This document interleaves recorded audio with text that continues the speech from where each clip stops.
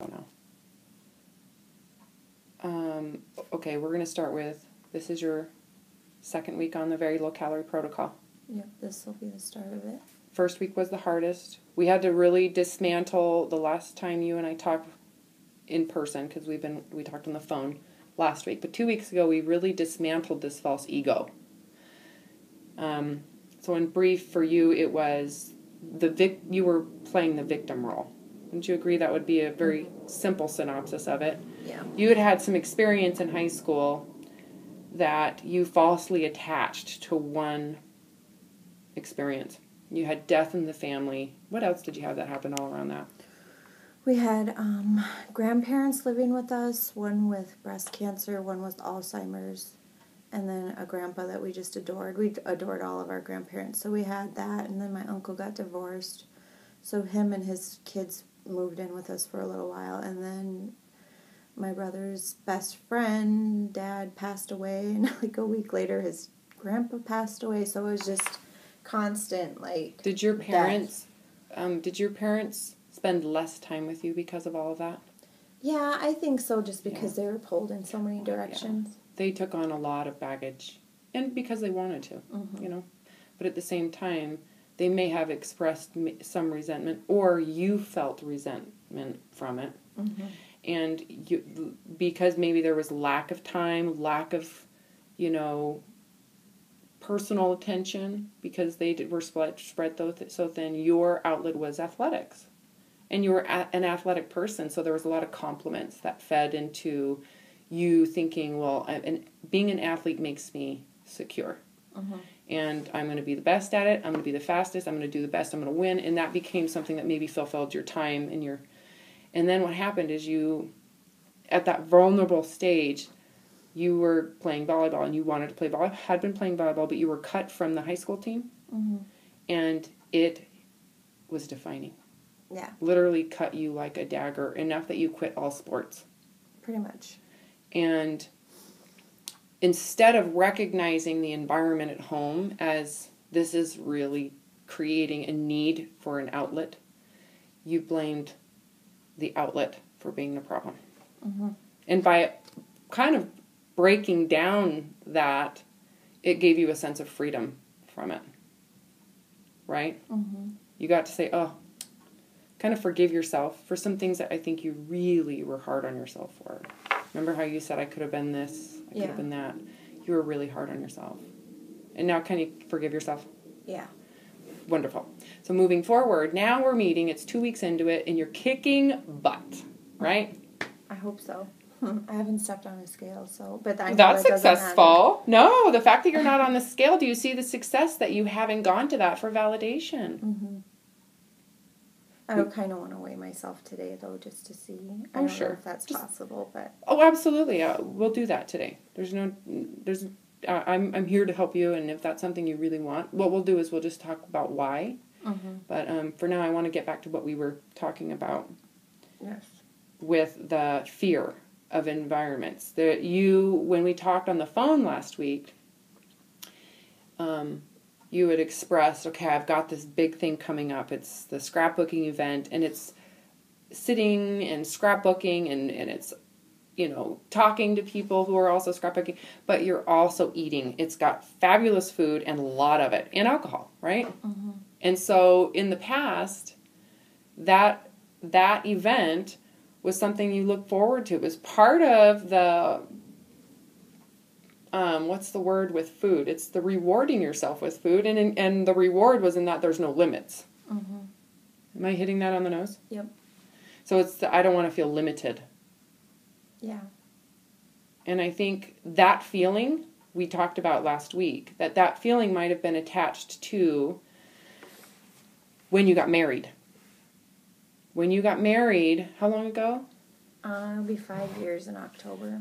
5 years ago in October, about now, you were dieting intensely because you were getting married. You wanted to fit into the dress. You wanted to, and then you did it successfully, right? Mm-hmm. What did you weigh then? Let's just use weight as an idea. The lowest, just to fit in my dress, 170. Okay, and when you started this process a couple weeks ago, you were about 220. So you're 50 pounds heavier. You And you dieted by restricting foods, getting rid of foods, eating less. Were you counting calories? I did like a lot of proteins and a lot of green vegetables. Yeah, so and I dropped like a lot of the weight in like the first month. Did you exercise a ton? No, I just did. I'd go on walks and stuff. So was it like Atkins? Yeah, except for Atkins, similar. If you have fruit, you know, just low glycemic, eliminating sugar, starches, all that jazz. So did that feel restricting for you? Yeah, very. But you did it with a goal in mind. Yeah, my dress needed to fit. So you didn't do it because you wanted to. No. You did it only. I wanted to, but. But you didn't. Remember what I said? You felt restricted. Well, I always want to diet. I always want to I always want to be less the weight than I am now. Okay, but so it's the only context for changing the way you eat has to do with how much you weigh. That's the only view you've used. And for you, it's worked in the past. Yeah. But did it really work? No. Because as soon as you lost the weight, what did you do?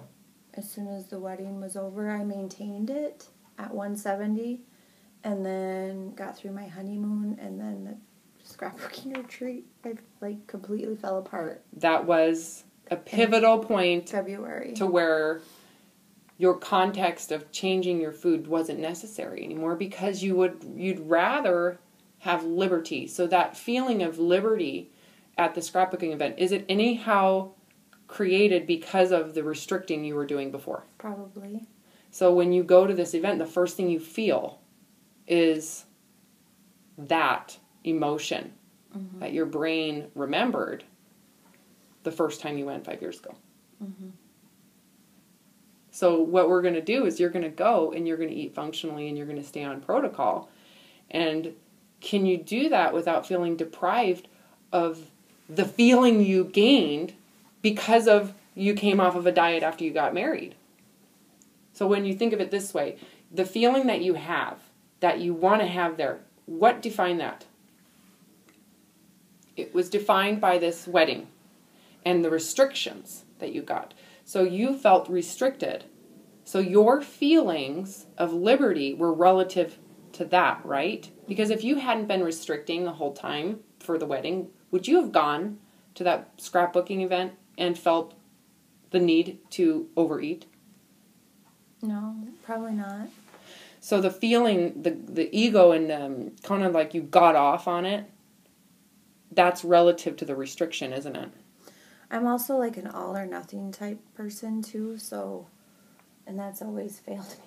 Oh, it fails everybody. So like when that happened, I'm like, well, I just totally suck, so why does it even matter? And so I just quit and just started eating whatever I wanted whenever. Like I'm just an all or nothing person. Well, and that a lot of it has to do with guilt.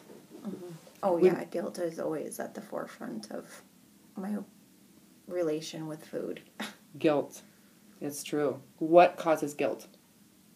Just knowing that I could have like eaten the food but eaten less, but then ate to where I felt full. Like I always feel guilty when I do that because I know when I'm like satisfied, but I'll continue to eat because it tastes so good.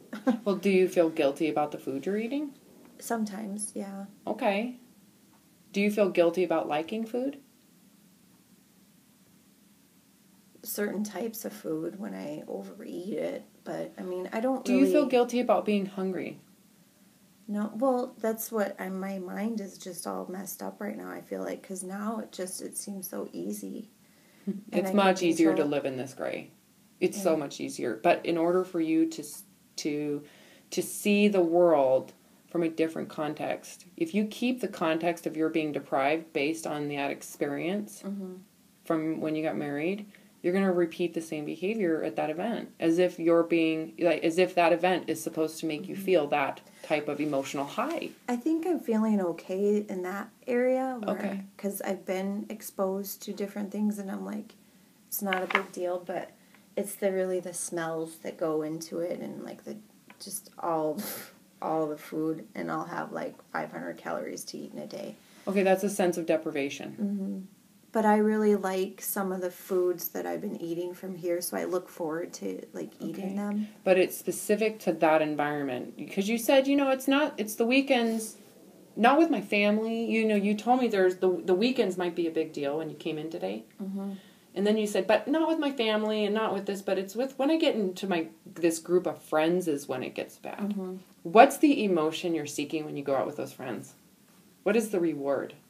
Oh, celebrating. Okay, fun. Yeah. Do you want to feel restricted when you're celebrating? Absolutely not. I was going to say, neither do I. So what we have to do is redefine what restriction means. Mm-hmm. Because if you've defined it by the liberty to eat anything you want in any quantity, in fact, if you don't eat too much of it, you failed. Mm-hmm. It's not fun. We kind of have to change that view, don't we? Otherwise, if you think that that's the truth, you're going to feel deprived the rest of your life, and you will always overeat to compensate. Because you feel entitled to it at different times, right? Mm-hmm. So don't you agree, too, that if you feel deprived in events where you're celebrating, what are you going to tend to do to compensate? Overeat. Why? What's the feeling that you're getting when you overeat? Enjoyment.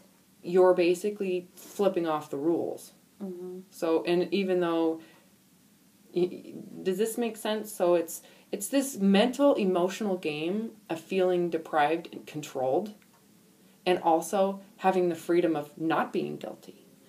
Sometimes what happens with people who are defined morally by food and their weight is they tend to, create these boundaries for themselves. And those boundaries aren't necessarily appropriate for the human body. So you might, for example, say, okay, I am going to only eat at a certain time.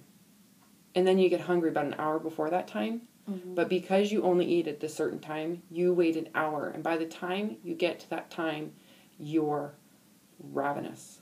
Remember what I said about hunger and what happens when you wait too long in the brain? Yeah. If you wait too long, your brain glucose levels go down, and your brain only uses glucose as fuel. So what happens is, do you know what glucose is? It's carbohydrate. Okay. It's sugar. Yeah.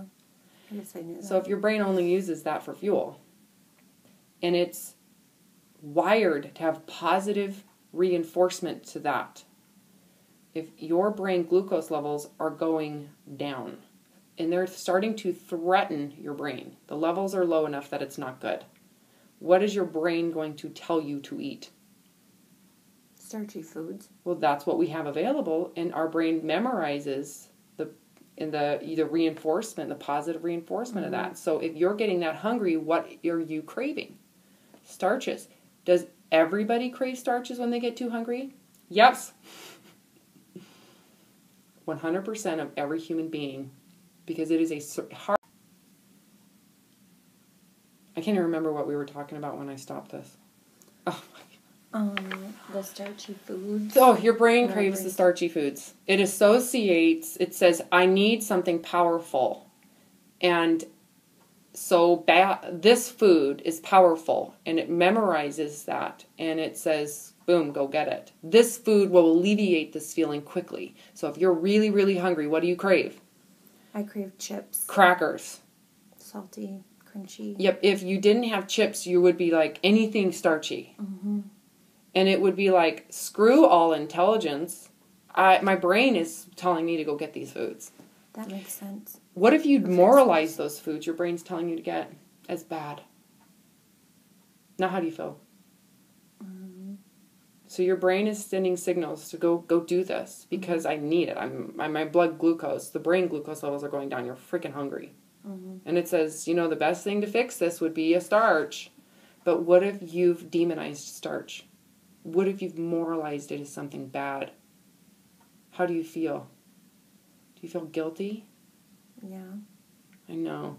So you feel guilty about it. And who wants to feel guilt? Not me. Neither do I. So then what do you do to offset the guilt? You got to excuse the behavior. You have to start excusing it to feel better about it. Mm-hmm. Do you agree? So if you need something physically, it's real, and you're guilted. You've guilted yourself because you judge it morally. All of a sudden, you start excusing why you need it. So now you're in court, and you're the defense, and you are defending that behavior. What do you do to that food? you're giving it a lot of power, way more than it should. Because if you had just said, hey, you know what? I'm really hungry. I'm too hungry. My blood glucose is down. I'm going to have a couple crackers. And then I'm going to actually go get some healthy food. Mm-hmm. But if you moralize those crackers as bad, what you're more likely to do is binge. Yeah. And it requires you justify it, because we're mammals, but we're intelligent, and we behave based on decisions in general. Those higher thinking things, it's all decisions. So you decide. Based on these justifications, I'm at a party, I'm celebrating, the food smells good, I haven't had any, I'm hungry, I'm going to eat. And because I don't want to feel guilt, well, so you make the decision to do it. But because you're all or nothing, what then happens is you've got to make up for the guilt after the fact. And the way we do it is purging. It's either through vomiting, that's the bulimia. Mm-hmm. Over-exercise, that's exercise bulimia. I will just diet later. Which one do you choose? The third. Yeah. So is the problem the fact that your brain is craving those foods because you got too hungry? Or is it because you moralize the food, which changes the game? Moralizing it. Yeah. So what you got to be able to do is take out the moralizing of it. So, and the problem too is, in the past, what you've done is you've taken those experiences where you justified it, and you feel that in the same environment that you're going to justify it again. Mm-hmm. But what we're taking away is the context of guilt. So if you don't have guilt about being too hungry, or guilt over the food choice, are you more likely to binge or less likely to binge if there's no guilt? Less likely. Do you agree with me, or are you saying that just so that I can stop this? No, I agree with you. It's just hard to wrap my mind around the concept of understanding it. But it's... because I'm so used to that cycle. Yeah. It's almost like, how do you stop? Can I stop myself from that? Well, I understand. I've been there before. You trust me on that one? I totally got it. I did it enough that it was defining, and I was willing to commit suicide for it because I couldn't get out. But the moment I decided that I would never criticize food again, that was the beginning. Because there was so much guilt wrapped up in my binging because I got too hungry. That was because, for me, the controls were extreme.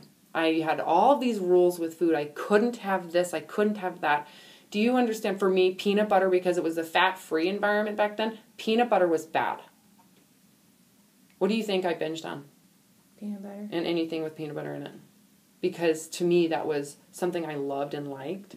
Mm-hmm. And if I got hungry or too hungry, I would eat the foods that were adequate. But if I was still hungry, the first thing I thought of was, okay, I can't handle this hunger. I felt bad about being hungry because the caloric value of the foods I was eating wasn't enough for my body physically. It was perfect for my emotional problems. Mm-hmm. But physically, my body it wasn't working for the body. So then I criticized myself by it because I was still hungry. Mm-hmm. So then I had guilt. So then what would happen next? You'd over-exercise? Well, no, I would overeat because I was too hungry. But then there was massive guilt. And to me, I was perpetually dieting. So the whole I'll diet tomorrow better existed, but I had to fix it today because today I'm fatter because I ate that extra bite. I'm like 20 pounds heavier immediately. But it's a little psychotic, but can you see yourself in that thinking? Mm-hmm. So if I can help you get self-determined to get out of it, then I've done a good job. But only you can do it, and only you can take on the emotional battle. Because it's an emotional battle with a physical result. So you have to stop demonizing yourself.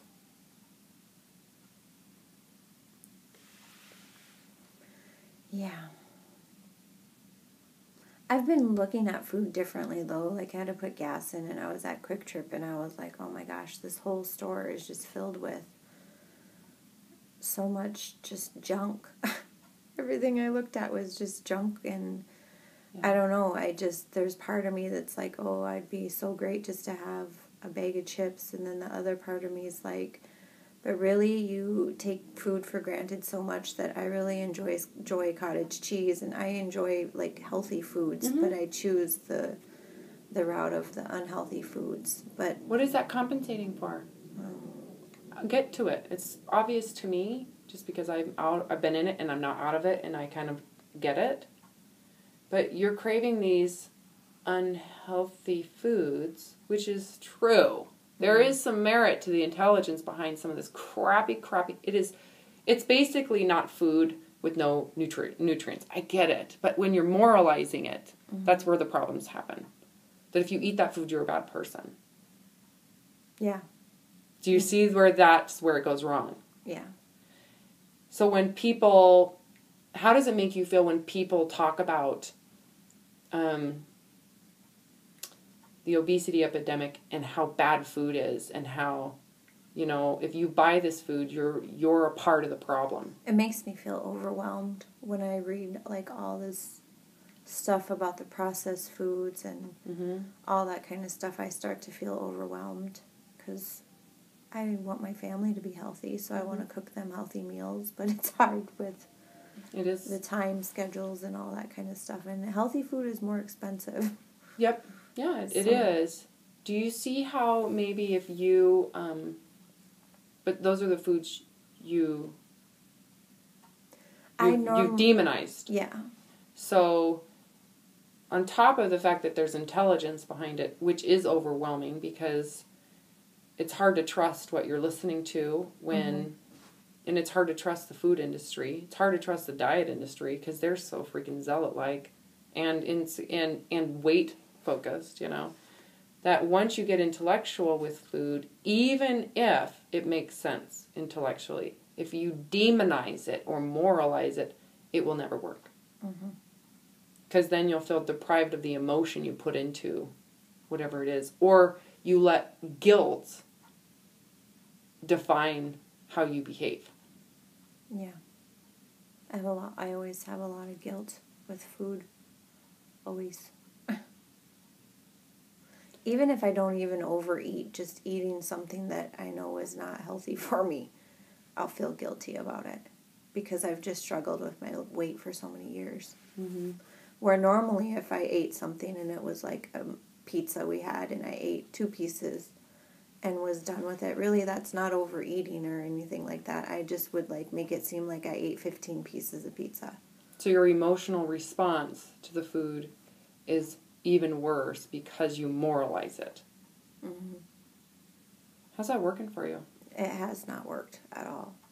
And I always have friends at work that are always struggling with their weight too, and I always just tell them I'm an all or nothing type person, so. You understand that most of the people that are bingers are too, right? They agree with me because they struggle with the same things I do. So we can relate to one another. But it's like learning how to break that way of thinking. I'm giving it to you, honey. I'm giving you some keys. And the hard part is how can you let go of that discrimination of food when you intellectually understand it? Well, you have to literally take the risk. And then the funny thing is once you really, first of all, learn your body and its hunger rhythms and take the risk of eating foods that are demonized, you'll realize that the lack of control you felt before with that food had more to do with the emotional guilt than it did the food. That's the risk. And then what's really, really neat about the process is once you do that, then what happens to your desires to eat those foods? I don't know. If you realize your overeating of certain foods was propelled by shaming yourself, judging the food, and having guilt over it, if you don't have shame or guilt, and you're eating those foods within your range of hunger, and you can do that, what happens to your real desire for those foods? Because there's no longer driven by guilt or shame or feeling deprived of them. They're not as strong. Mm-hmm. That is what I see with 100% of everybody who stops shaming food. What ends up happening is you end up wanting to eat the food that you wish you would want to eat. There's an actual long-term meaning behind it that has nothing to do with shame, guilt, deprivation. You're not being deprived of those foods anymore because you actually don't want it emotionally. You can go to a party and there's all sorts of food. You don't feel bad about having a taste. Mm-hmm. You don't get that all or nothing reaction because you don't have an all or nothing mental reaction. Yeah. The body has got an amazing system. It's capable of handling an acute issue, but when it becomes chronic, that it's a problem. Acute means 1 bout, 2 bouts. It doesn't really cause a problem. If you have a potato chip, does it cause a chronic illness? No, not unless you have a severe allergy to it. Mm-hmm. But in general, it's the chronic overconsumption of these foods that truly cause all these problems. And if you don't moralize the act of doing it to where it makes you feel guilty or bad, and you don't deprive yourself of it for that reason, then you're less likely to eat too much of it.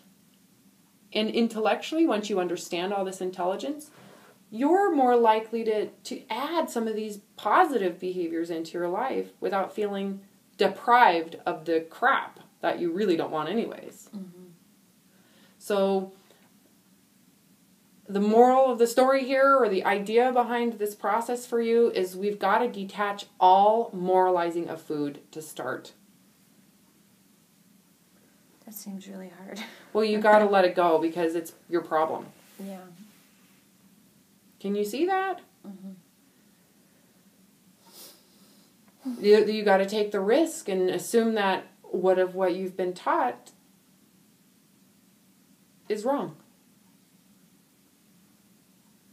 And maybe it's not the knowledge that's wrong, it's the way it was taught. Because it's taught to you as if it's bad.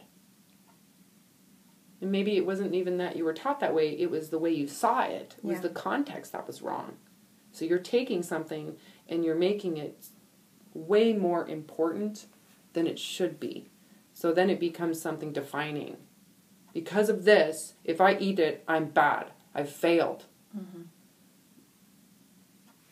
So the issue is the all or nothing and hyper control mentality for you.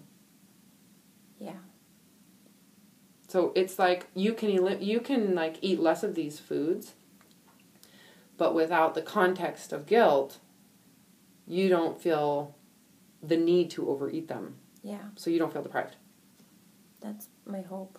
And I kind of get a glimpse of it every once in a while throughout the week of when I saw like people eating their food at work, or I don't have to have the chips with it, and if I do have chips, it's okay not to have the whole entire bag. Yeah, that really what you're looking for is taste. Mm-hmm. Just having a taste of the chips isn't a bad thing, is it? Mm-mm. Would you tell your daughter that if she tastes the chip, no, that she should feel bad and eat the whole bag? No, not at all. That's kind of abusive, isn't it? Mm-hmm. Yeah. Why are you abusing yourself? I don't know. I have no idea. Yeah. Well, why do you feel the need to have so much control? I really don't feel like I've had control. Maybe I. Well, that's the all or nothing. Yeah, that. But I just when you're feel out like of a control freak. Well, then why would you? Well, do you I see am a why? Control freak. Okay. I'm a major control freak. Like micromanaging. Like outside of the weight is the thing that I've never been able to control, but everything else is just like clockwork. Mm-hmm.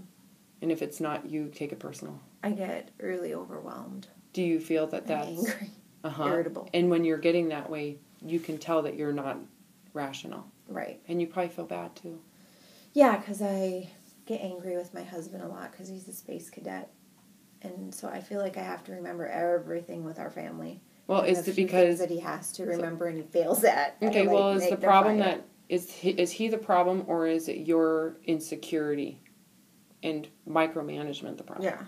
Well, I've been a lot better about that since we've been married. I felt like before I had to be in charge of every single detail to make sure I got done the right way. Well, what defines the right way? Apparently I did at that time. Well, your time. emotions do. Yeah. So I've been working hard to, like, control that. But at my job, I'm very controlled, and I don't really like people to cover my desk because I like the way I do my things. Mm-hmm. And when somebody comes in and does it differently, I just try to leave it because their way is just as good as my way, but just the way it looks. And you have to hold your back from the impulse. Yeah. So, and I do, because I don't want them to come back and see that I, like, revised their message to have it just be worded differently. And when it doesn't matter. It doesn't matter. Okay, at least you're getting that. Mm-hmm. But, you know, when you say I'm out of control. Yeah, I feel like I'm out of control with, like, my, not right now, but before I came here, with, like, just being able to deal with food in my life. Well, food and your life. Yeah. Out of control. And then you seem to think, and I remember when I felt that way too.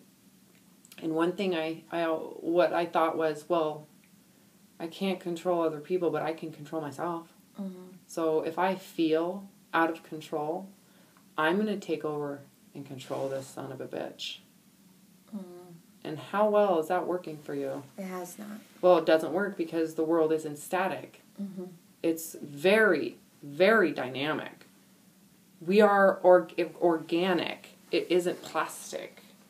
So to treat everybody, you treat yourself like a soldier in the movement and flow of life, and to think that you can do all or nothing and it'll succeed is a flawed way of thinking. Mm-hmm. It is. I'm so happy that you admit that. Well, I've always kind of known it. I've always tried to control, like, well, there I go again. But well, you're controlling insecurity. I notice things, and I try to control it, but my mind gets the better of me, and I always just... Well, you end up creating what you're afraid of. Yeah. Because you're controlling so intensely that it's never going to work. That was like me having this controlled food intake, and I have cravings, but yet that food is bad. I can't have it. Mm-hmm. Now I feel flawed, incapable, right? So what was the problem? Was it the fact that I have a craving, or is it the fact that my idea of what's realistic is fucking crazy? Yeah, it's the second one. It's the extremist controls. Yeah. That's the problem. It's the unwillingness to be flexible. The problem is that if you get an ego off of this control, if it makes you feel better about yourself, then if you're not willing to give up control, you feel like a pile of shit. So you've got to question then, what is the drive to control your food, to control your house, your family? And what is that drive? What's the feeling? And where's that feeling coming from? Where's this insecurity with yourself, with life, with love and acceptance, because love isn't controlling. No, I just like to, the mom of the house, you just need to be, where this kid needs to go, you need to know where that.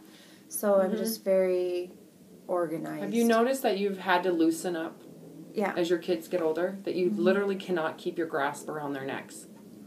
Because that's going to come back and they will end up with it. Well, I almost think that my oldest, Cody, and maybe it's just because he's a boy, Kimberly is way more outgoing and like... Well, your oldest child, I would say most people control them the most. And I think he likes it because he can't do things outside of... Well, he can't, or he's made to think he can't. Yeah, no, but he's not told that. I try to encourage him to make decisions. You don't have to tell him that. But if you treat him that way and make decisions for him all the time, you're saying you can't handle shit. Yeah. And so let me tell you what to wear and what matches.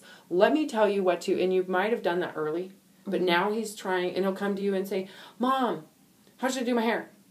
Mom, what car should I like? You tell me. Because you are now his validation of love. And... No, I don't want that. Well, that's what you got because you're controlling. Well, I don't know that it's more that because he's very, like, I always, when we go shopping, he picks out his clothes. I'm really good about giving them their own. What is it then that's... It's like their schedules and stuff. And okay, is that what you control? I'm really... Okay. I get not angry, I get irritable if I'm ever late. Like, I don't like to show up late. There's nothing wrong with that. So, those are things that are... But have you Yeah. moralized it as a sign of lack of character? maybe. Okay, you are an extremist zealot. Maybe a little bit. Why would you define someone by they came late?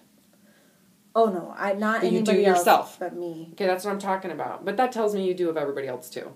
I'm sorry.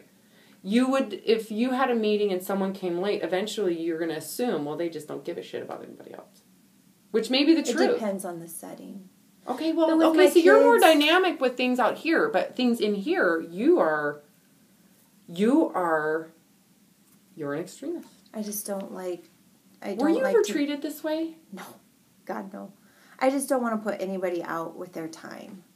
Like, I say I'm going to be there. I don't want to show up late. Well, and that's totally awesome.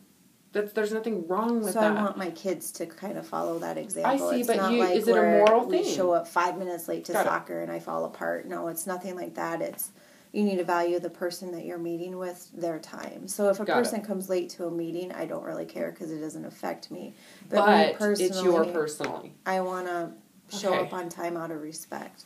That's wonderful. There's nothing wrong with that, but there's a context you see it from in your head to where you're willing to get angry about it. Yeah, I get stressed out sometimes. Is it worth stress? No. I know it. So you got to question, why is this something that's... Which is why you brought it up. Otherwise, it wouldn't have been a topic if you felt good, comfortable and more, if that's balanced. You bring it up because you feel imbalanced with it. Like there's something wrong. Yeah. And your kids, if you get angry at them, there's nothing wrong with these are important, but if you moralize it, they're going to take that on with anything you do. Anything that you moralize and you make them feel bad about for a good cause. If it's morally decided, then they do it out of fear, not because it's necessarily something they like. They're fearing it. Well, and Cody doesn't like to be late for anything either. It's just getting him to, think... What has to Clearly, be we done. haven't talked to you all day. We haven't arranged a ride. The soccer field is less than a mile away. Yeah. Ride your bike. So That is there kind of a ever a time where there is no way around being late? There is no way around it. No. You are so screwed. Maybe I didn't understand your question. Like, in a situation that you're not capable of changing and moving and being dynamic, in a situation where you've got three things, there's no way to accept being late. You'd rather not show up than be late. No, I would never do that. I would just apologize for being late. I mean, Okay, so there's gray. Yeah. So you're saying that it's not all or nothing, that there is gray. Okay. Live there for a little bit. Doesn't mean you can't have things that you want to do and do well. It just means if you moralize it. If you had to be late to something, would it cause a panic attack? Because there's no choice and control over it. You have no control over this matter. It is what it is. It could be... I would be really stressed out if it was something really important. But if What makes it important? Oh, work. Not really work, because, that's... But, if I was going to a job interview or something Okay, what like if you're going to a job interview and your son is having a meltdown for something personal? Yeah, that would be different. As long as it's, a valid Don't say what you reason. think I want to hear. I want you to really tell me the feelings that would happen. No, if I was going to meet with you and I had emergency in the home, I would just call ahead and let them know that, I'm going to be late. But I wouldn't panic about it. I want you to think about not them. I'm talking about your son. How would you feel if he was having a fit of something? Or he was going through something? I don't know what I would do. I'd always put my children first, but deep down I'd probably maybe be a little resentful depending Thank you on for your the honesty. situation. You realize not many people would be honest about that. That you would resent him because he's taking away the ego that you think you get when you show up on time. But I would, of course, stay with my child and make sure that they were okay. If you resent them, however, it changes the way you treat them. You're going to feel put out. Yeah. I know, and you'll punish them for it. Do you see why gray, you have to, in your mind, let go of the things that are the most black and the most white? Because that is not how the world works. That isn't how life works. That isn't how spirituality works. Mm-hmm. It just doesn't work that way in every situation. And you've got to, sometimes you constrict and sometimes you relax. Mm-hmm. But if you are fixed on one spot without constriction or relaxation, or can't change your view, then you're more likely to want to control an environment, whether it's passive or aggressive control, to maintain this view that you think the world has to have or you have to have. And I think that's really what this is about. There's a view or a context of how you see yourself with weight. Is it a body image thing? Is that the source of your discrimination with food and guilt and shame with food? Is it about the food, or is it really about how you feel about the way you look and your identity with your body? Probably how the way I look. Yeah, and not liking being fat. Mm-hmm. You don't like the fat on your body. So if you could accept it, I'm just going to throw this out there. If you could accept the fat on your body and love yourself and find what really does matter, because if you were to die right now, would how much fat you have in your body matter? No. Is that what matters to your parents? No. Is that what your children will be missing? Is no. If it came to life or death and someone said, hey, if you could die right now and start over and get a skinny body, would you do it? No. Okay. God, no. So if they were to say, because if you choose to stay, you're going to be this weight and size the rest of your life. Then I would just accept it. Okay. How would you do that? Where is that? What's going to have to shift for you to accept it? What's going to have to change? There's a context that I'm talking about. It's a context of your value. You have to stop looking at it the same way. You have to totally shift to the opposite side of the view. To say being fat, there's nothing wrong with it. Mm-hmm. There's nothing morally wrong with having fat on your body. I wouldn't want to die, that's for sure. Okay. Well, I want you to think about this, because the view I'm trying to get you to see is how if you can morally accept your body right now as not flawed, mm-hmm. as a gift, if this is it and you had to accept it, don't you think that's what you're going to have to do? Mm-hmm. You're going to have to think it is perfect the way it is. If I cut your arms off and the rest of your life is without arms, the only way to live and love your life is to believe that without arms you can have just as fabulous a life. Mm-hmm. Wouldn't you agree? Otherwise you're going to limit yourself forever and be defined by the fact that you used to have arms. Right? Yeah. You'll feel jaded. Mm-hmm. So if you can say, hey, I'm born and I'm fat. I'm 220 pounds.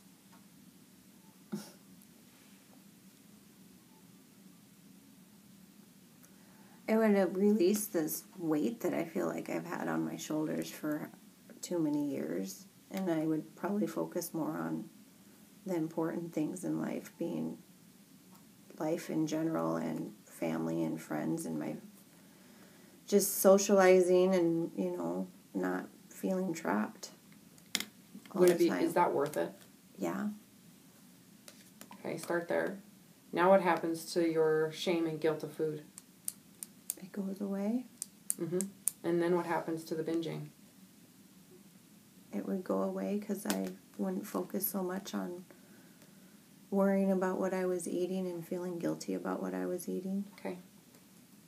It's pretty simple, isn't it? It's a simple fix. The moment you accept the body you have and love it, the game is over. And what do you think is going to happen physically when you do that? Things would change for the better, probably. I would stop beating myself up all the time. You wouldn't feel deprived? Uh-uh. So when you go to this crafting thing, if you really didn't if you loved your body the way it was, would eating less feel depriving? No. Would following the protocol there feel depriving? No. Because food really doesn't matter anymore. Because it matters only if you are concerned about your weight. Right. The excessive eating was relative to feeling deprived from a diet. Yeah. So if you really love your body as it is, do you feel deprived? No. It's pretty simple. I would start with, if this is the body you have, take the risk. Once you accept the worst case scenario risk, which is, this is it, right? Because that is the risk with everything, that you're going to have fat. Well, you have fat on your body. That you have the risk. So once you accept that is what it is, and find sense of worth now, does losing weight make you more valuable? No. It doesn't matter, does it? It doesn't even... It just becomes something that's natural. It's like cutting yourself and having a scar and going, oh yeah, there's a scar. That's what happens when you cut yourself. Mm-hmm.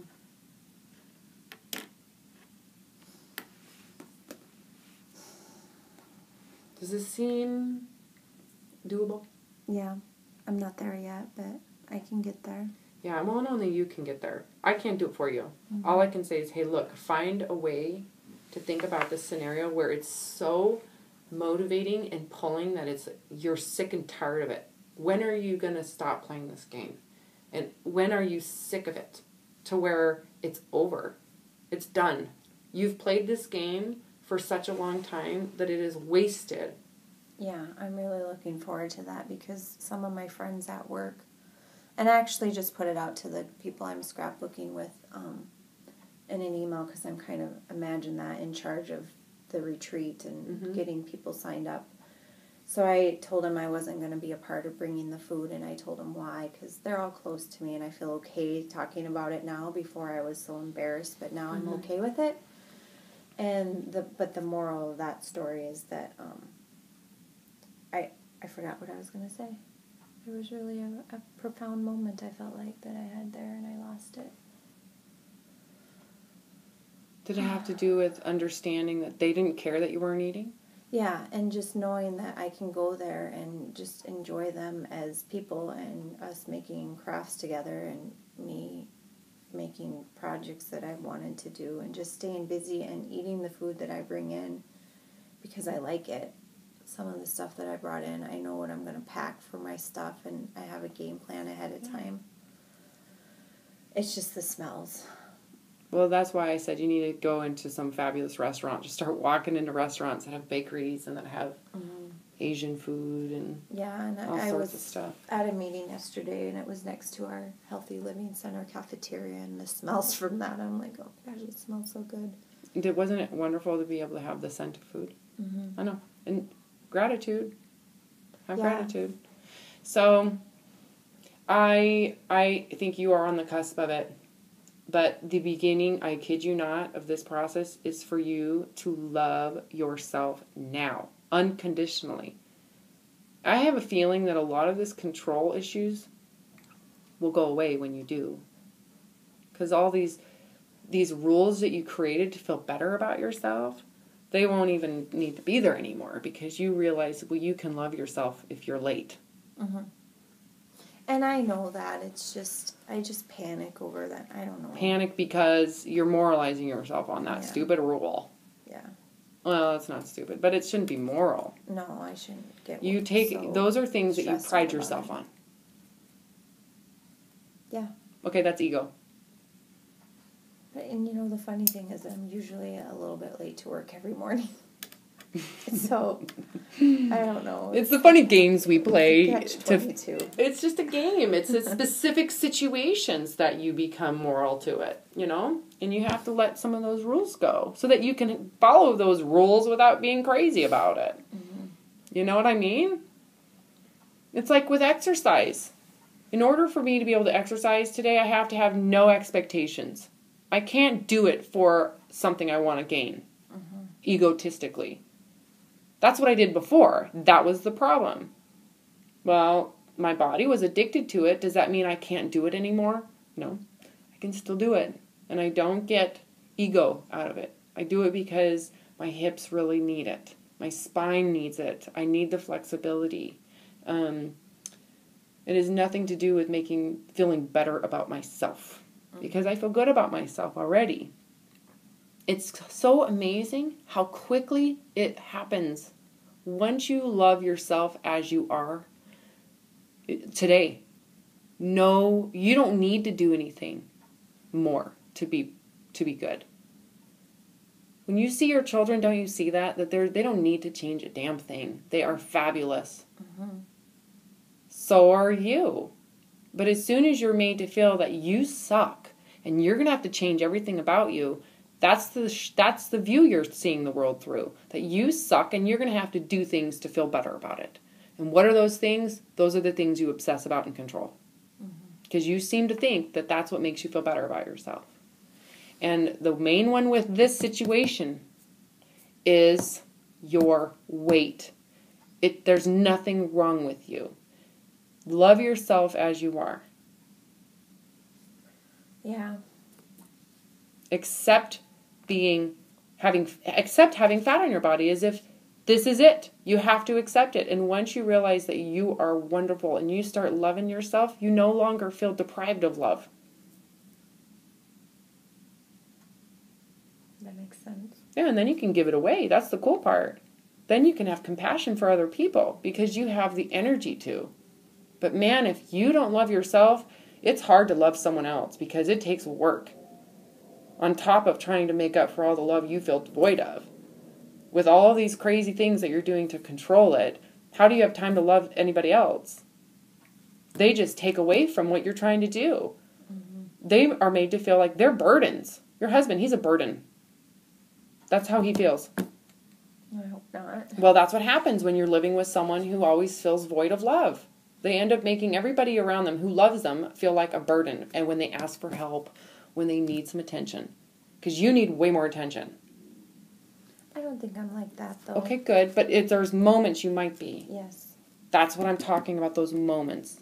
I'm not trying to define you from that explanation. It's the moments you feel the way that we're talking, those are the moments that you have to go, yes, that is the truth of that moment. That resonates. Does it resonate with certain things? Mm-hmm. It's those things that you control. Yeah.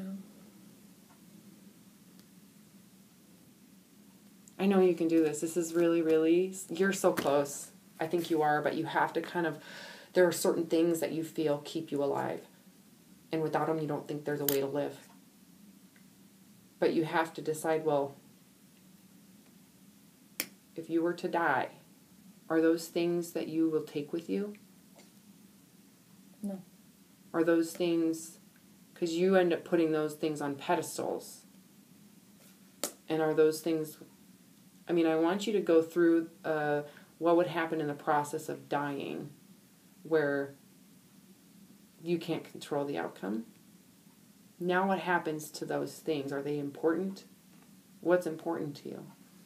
Will they even be noticed if I'm gone? I wonder that sometimes. Because I do get inside my head and I try to, be better about the way I think and do things, but it really doesn't all matter. No, it doesn't, does it? No, and if I were to die, then no one would even notice the things that I work so hard to keep. No, what do they notice, though? Probably I don't have anger outbursts, but irritability that happens like that. And then after it comes out, I'm like, why did I do that? It's so stupid. Then I'll apologize, but still. Well, what people will notice when you die is who you are, the real you. All that stuff goes away. Mm-hmm. Honest to God, when you hear someone dies, do you honestly go to they were assholes, they were mean people? No. Those things go away. You start thinking about the beauty of that soul. You kind of go deeper into the person. And you want to celebrate that deep stuff. Yeah. What would they see in you?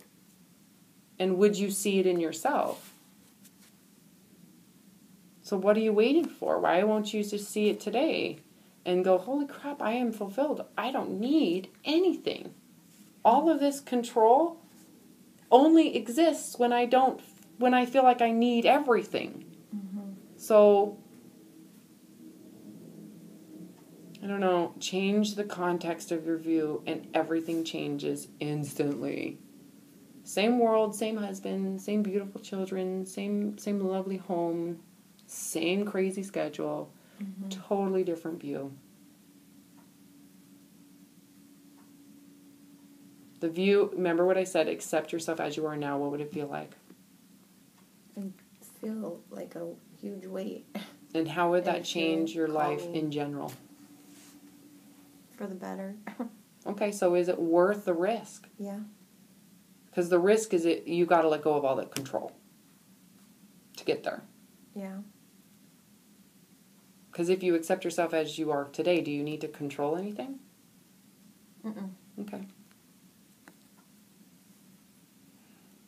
That makes sense. Okay, good. Thank you.